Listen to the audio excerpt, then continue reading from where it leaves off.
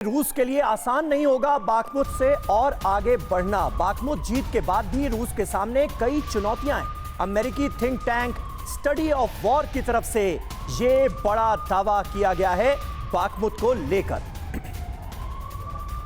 तो ये अहम तस्वीरें बाखमुत से इस वक्त आपके सामने हैं। बाखमुत पर कब्जे के बाद क्या दो शहरों का नाम लगातार सामने आ रहा है, क्रेमेटोरस्क और स्लोवियांस्क। जिस तरफ आगे बढ़ सकती है रशियन फौज, ये दावे किए जा रहे हैं और यही वजह है कि यूक्रेन के सैनिकों ने इन दोनों शहरों की किलेबंदी कर दी है। बाखमुत की जो तस्वीरें हैं वो हाहाकारी है, पूरा शहर वीरान और बर्बाद हो चुका है। लेकिन इससे आगे क्या, आइए देखते हैं कि अमेरिकी थिंक टैंक ने और क्या दावे किए हैं।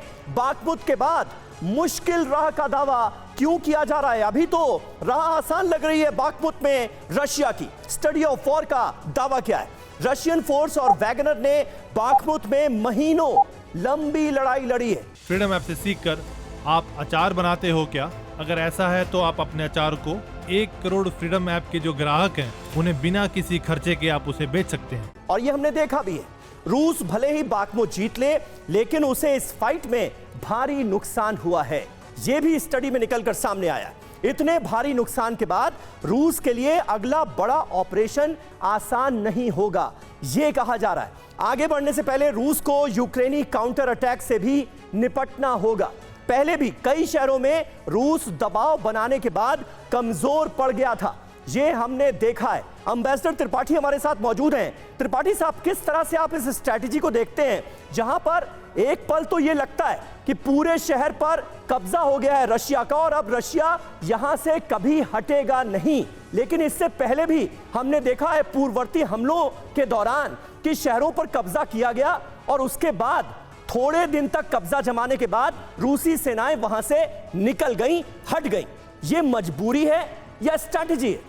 देखिए, बाखमुत शुरू से ही बड़ा इम्पॉर्टेंट रहा है दोनों देशों के बीच में, क्योंकि उधर से क्रीमिया के लिए रास्ता निकलता है और अगर बाखमुत एक बार रूस सिक्योर कर लेता है तो इसका मतलब कि क्रीमिया पर अटैक नहीं हो पाएगा।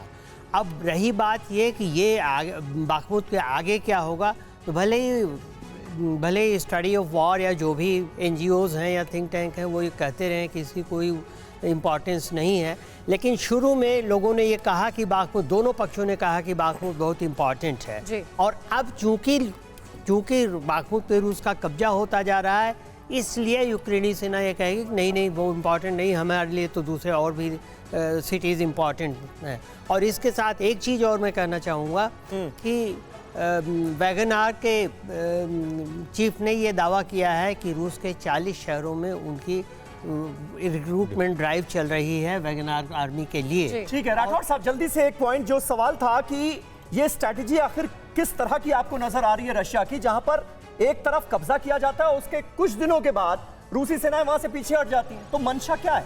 देखिए, जो अभी आपने ये न्यूज़ बताई, इंस्टीट्यूट ऑफ वॉर जो है ये एक वेस्टर्न प्रोपेगेंडा है कि रशिया की जीत को अंडर प्ले करना, अच्छा, यूक्रेनी सेना की जीत को हाईलाइट करना। रशिया अगर बाखमुत पकड़ता है तो वो इनकॉन्सिक्वेंशियल है, ऐसी बात नहीं है। बाखमुत को पकड़ना रशिया की मजबूरी थी और मजबूरी सबसे बड़ी ये थी कि उन्होंने उसको डोनेट्स कैपिटल सिटी जो है उसको डेप्थ देनी है।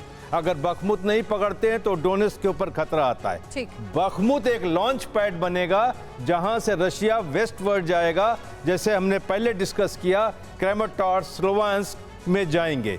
बात दूसरी है कि यूक्रेन का पहले वीक में, अप्रैल के पहले वीक में काउंटर ऑफेंसिव आ सकता है और वो रशिया के लिए एक सरदर्द साबित होगा। लेकिन सर, बखमुत को लेकर बड़े लॉसेस यूक्रेन के साथ साथ रशिया ने भी यहाँ पर फेस अप किए हैं, ये एक बड़ी हकीकत है और उसी आधार पर दावे भी किए जा रहे हैं कि कब्जे के तहत रशिया की इस मंशा को नाकाम करने में अभी तक यूक्रेनी सैनिक कामयाब होते हुए नजर आ रहे हैं। फ्रीडम ऐप से सीखकर आप अचार बनाते हो क्या? अगर ऐसा है तो आप अपने अचार को 1 करोड़ फ्रीडम ऐप के जो ग्राहक हैं उन्हें बिना किसी खर्चे के आप उसे बेच सकते हैं।